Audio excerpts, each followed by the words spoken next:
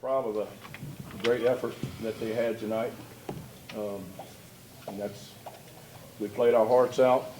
We were outmanned coming in like we knew that already. We knew that we'd be a little bit outmanned, and you know, the game was extremely physical, and a game like that's going to favor a stronger, more physical team, and we had a tough time adjusting to that, and like I said, it was a very physical game, and you know, they're big and they're strong, and we had a tough time, but like I said, they are a great team. I mean, you know, for us, we knew coming in what big underdogs we were going to be, and you know, we knew we were playing an all-star AAU team. You know, we knew that. We knew that coming in, and they are.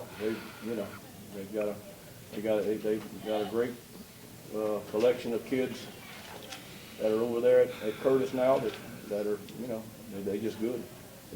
Question. Coach, it seems like you was right there in the game, and it seems like I know all game Curtis had the lead, but how did you feel when your kids kept chipping the lead with the three-point shots y'all kept on making? The momentum was there, Vars. There's no doubt about it. But you know, to their credit, they hit some big shots that, you know, that put the brakes on our run. But going into the fourth quarter, we felt pretty good, but we never could get it to a panic situation on their part. You know, I think we cut it to 6. I don't even know if we ever got it to 5, but it never got to the point where Curtis had to panic. And you know, that's to their credit. They just, like I said, they have so many weapons, and you know, and y'all please don't take this the wrong way, but you know, I thought they allowed the big girl to just murder us, and I mean, I thought she had about 15, 17 fouls, and you know, that you know, we just couldn't catch a break on that, and but you know, that's the guys. Part of basketball, guys. That's part of sports, you know.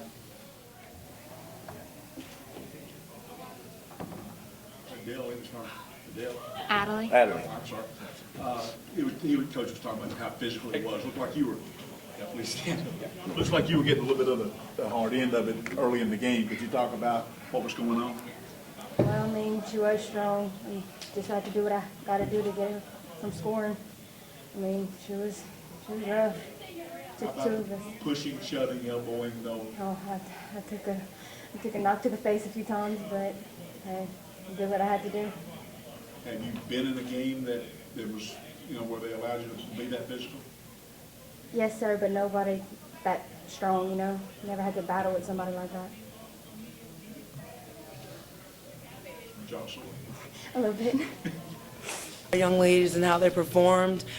We had a very specific game plan of what we needed to do to execute to be successful against this Iota team, and we knew that they were going to eventually, if not early, get hot shooting from the 3, and that the game pretty much ran through number 12, Allison Baggett. So we just figured any touches she got were going to be hard fought and contested, and not to be discouraged by how many points or shots she's getting. So we just figured we keep playing the defense, we attack from the inside out and push it when we have opportunities, and hit the free throws come time being.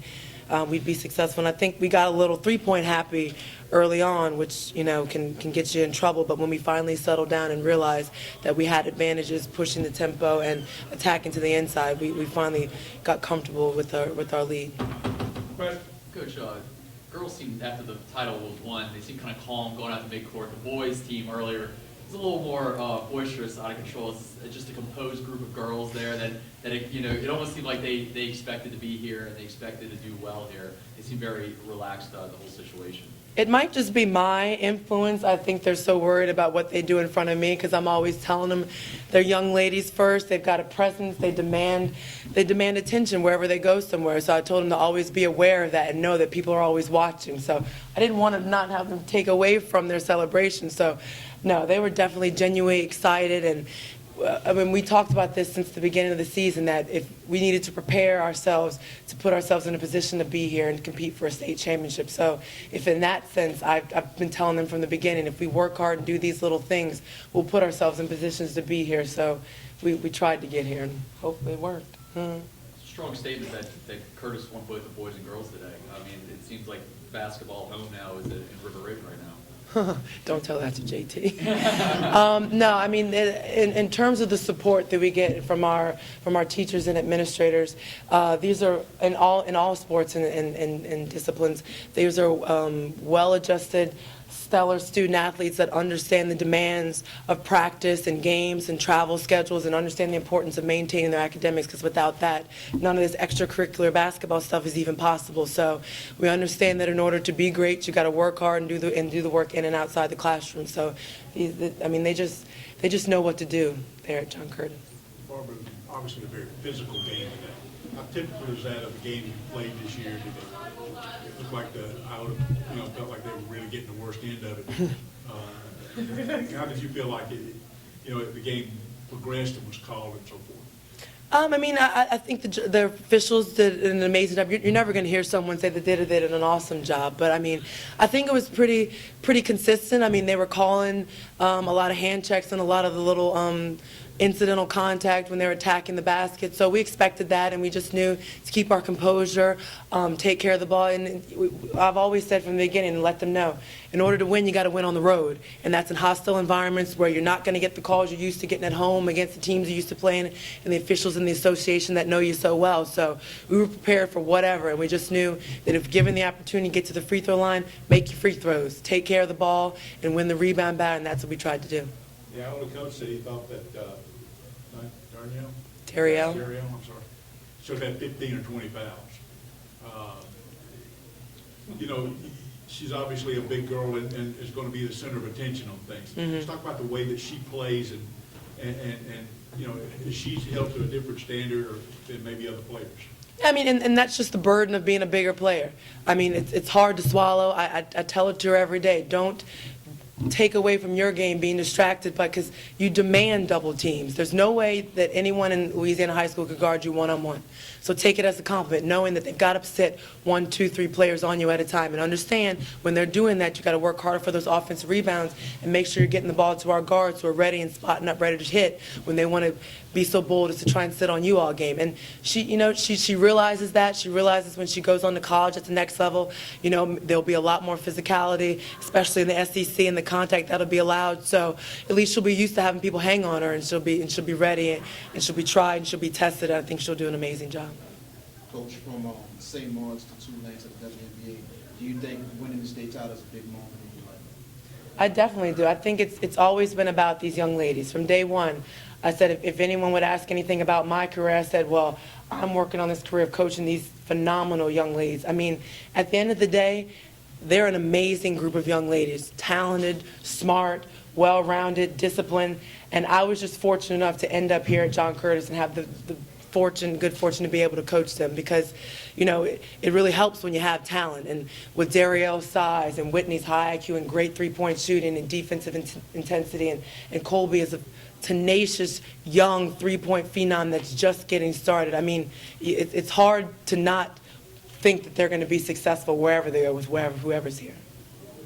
Coach, were any adjustments made in the fourth? Because right at the end of the third, they started just draining threes left and right and started attacking you guys. Did you guys make any adjustments in the fourth to try to stop that momentum? Well, no, I mean, I definitely think we did. We're just trying to be more conscious of our transition defense and not so much running back to our player and just getting back to whatever, because they were just taking off and spotting up.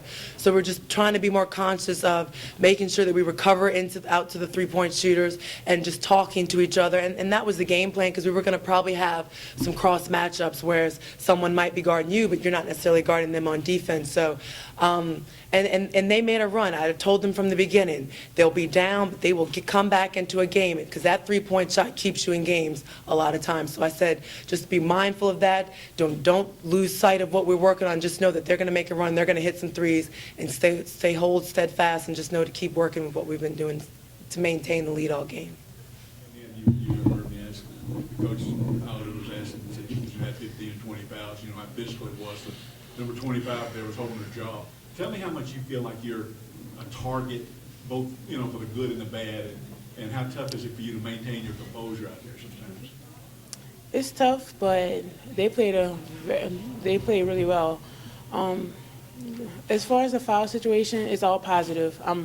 Just because I'm 6'4" and 260, I'm going to get that phantom foul or that foul just because I'm bigger than everybody. Because I'm over everybody. Since you know, it kind of seems like, you know, they see me, everybody's going to pay attention to me. So when you're playing against girls and you're 6'4" and they're 5'5" and 5'6", things like that are going to happen, and I have to get used to it. Every game I'm going to come out with at least 2 fouls. Looked like you retaliated a couple of times too, though.